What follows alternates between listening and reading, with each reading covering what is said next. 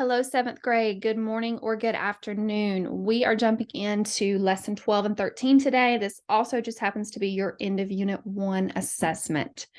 So let's go ahead and get started by you guys filling out your tracker here based on your mid-unit 1 assessment. What's one area that you did really well with, and what's one area that you would like to grow? And then you might have some other questions to answer. So go ahead and pause the video. This is personal. This is your own personal reflection, and then come back to me when you're ready to move forward. Okay, guys. So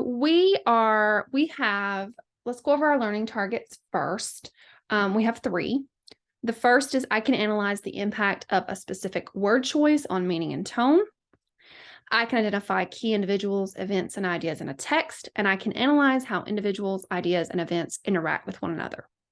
Before we jump in and take your end of unit assessment, I need you guys to read pages 83 through 88.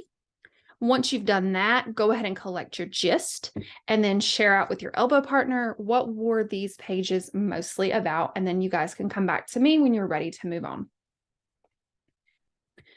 All right, guys, so today, in your reading today, very simple. Mary Mallon was freed and she returned to quarantine, okay? All right, so originally this lesson called for a language dive, but I do not think the updated lesson calls for a language dive. I'm not seeing it in my lesson narrative.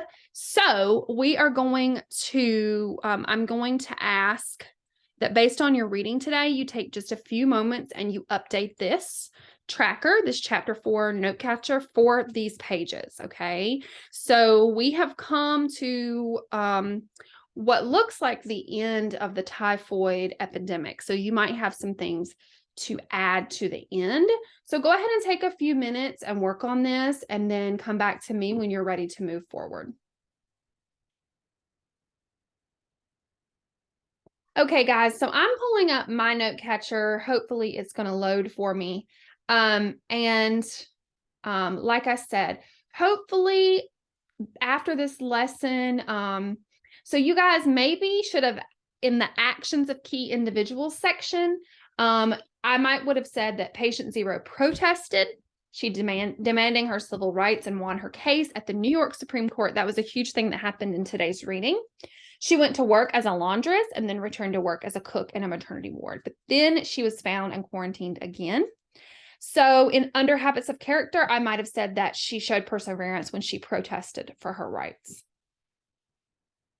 And then ideas about disease after the typhoid epidemic. You guys should have been able to fill that in now.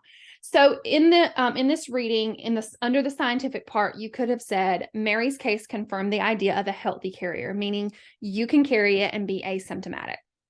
The second thing, it also confirmed the idea of germs and the importance of sanitation. That's in scientific. Under social, you might have said people still debate about whether Mary was a victim or a villain. Okay.